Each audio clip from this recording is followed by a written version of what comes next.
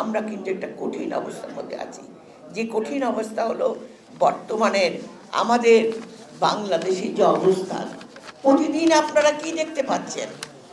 আপনারা এখনো কিন্তু স্বৈরাচারের দোসরদের পদধ্বনি দেখতে পাচ্ছেন, যে পদধ্বনির আওয়াজে এখনো বাংলাদেশে মব সৃষ্টি করে রক্তাক্ত হচ্ছে জনগণ। বিভিন্ন জায়গায় দাবি দেওয়া তুলে সমাজকে অস্থিতিশীল করার চেষ্টা করা হচ্ছে, এবং আইন শৃঙ্খলার অবনতি থেকে শুরু করে এমন কোনো কাজ নেই যা কিনা বাংলাদেশে জনগণ এখনো ভুগছে না। আমরা নিরাপত্তাহীন অবস্থায় বাংলাদেশে আছি। বিশেষ করে বিএনপি, যে বিএনপি দীর্ঘ স্বৈরাচার বিরোধী ভূমিকা পালন করেছে, সে বিএনপির পিছনে যেন মনে হয় একটা ষড়যন্ত্র চলছে। সেই ষড়যন্ত্র হলো বিএনপি যে লক্ষ্যে কাজ করেছে, বিএনপির একটা লক্ষ্য ছিল জনগণের অধিকার প্রতিষ্ঠা করা। সেই অধিকার কিভাবে আসবে?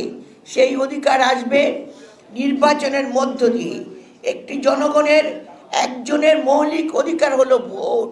সে তার ভোট দিয়ে জবাবদিহিমূলক সরকার প্রতিষ্ঠা করবে। এই জন্য আমাদের বিএনপি 16-17টা বছর সংগ্রাম করেছে, নির্যাতিত হয়েছে, কারাভোগ করেছে। এমনকি আপনাদের দেশনেত্রী বেগম খালেদা জিয়া, যিনি বাংলাদেশের মাদার অফ ডেমোক্রেসি, গণতন্ত্র অভিযাত্রায় যার তুলনা নাই, যিনি দেশকে উন্নয়নের ধারা দিকে এগিয়ে নিয়ে গেছিলেন, তিনি কারাভোগ করে শুধু কারাভোগই করেন নাই, তিনি বিভিন্নভাবে তাকে মেরে ফেলার চেষ্টা করা হয়েছিল, এবং সেই কারণে তিনি ধীরে ধীরে অসুস্থতা হয়ে আজকে মৃত্যুর সঙ্গে লড়াই করছেন। তাকে আজকে নিঃশেষ করে দেওয়ার চেষ্টা করা হয়েছিল, এবং এটা সবটাই করেছে এই স্বৈর সরকার। আজকে তাই আমরা যখন 24-এর পরে যখন নতুন সরকার, অন্তর্বর্তী সরকার পেলাম, সেই সরকারের মাধ্যমে আমাদের একটাই দাবি, সেটা হলো নির্বাচন যত তাড়াতাড়ি সম্ভব। এবং নির্বাচন শুধু নয়, আপনারা দেখেছেন বিভিন্ন পর্যায়ে সেই 18 বছর বাংলাদেশ যেহেতু ন্যায়ভিত্তিক সমাজ ব্যবস্থা নাই, বাংলাদেশের জনগণের উপর যখন অত্যাচার হচ্ছে, তখন দেশনেত্রী বেগম খালেদা জিয়া সংস্কার প্রস্তাব দিয়েছিল। আমাদের ভারপ্রাপ্ত চেয়ারম্যান জনাব তারেক রহমান 31 দফা সংস্কার প্রস্তাব দিয়েছে। তিনি কেন দিয়েছেন?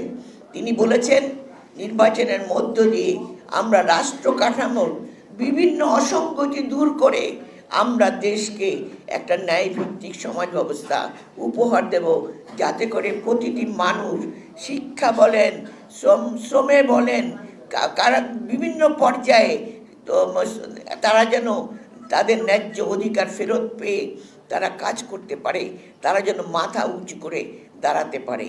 যে জন্য শহীদ জিয়া, আপনারা দেখেছিলেন মুক্তিযুদ্ধ কেন হয়েছিল? 71-এর প্রজন্ম, আপনারা প্রজন্ম 71, সেই চেতনা উদ্ভাসিত হয়ে আপনারা এতদিন লড়াই করেছেন। সেই মুক্তিযুদ্ধ ছিল জনগণের গণতন্ত্র, জনগণের বেঁচে থাকার অধিকার, মাথার উপর ছাদ, পরনের কাপড়, খাদ্য নিরাপত্তা থেকে শুরু করে শিক্ষা, সংস্কৃতি, শ্রম, প্রতিটি ক্ষেত্রে তার বেঁচে থাকার অধিকারের জন্য।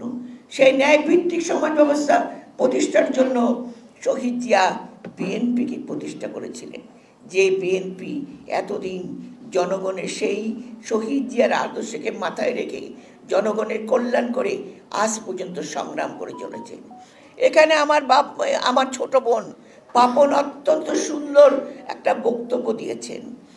কারণ আজকে যারা হঠাৎ আলোর ঝলকানিতে, হঠাৎ ক্ষমতার আলোয় উদ্ভাসিত হয়ে আজকে যারা বড় বড় কথা বলছেন, তারা দেখে নাই তারা দীর্ঘ 17 বছরের সংগ্রাম, দেখে নাই তারা জনগণের হাহাকার, তারা সেদিন চুপ ছিল।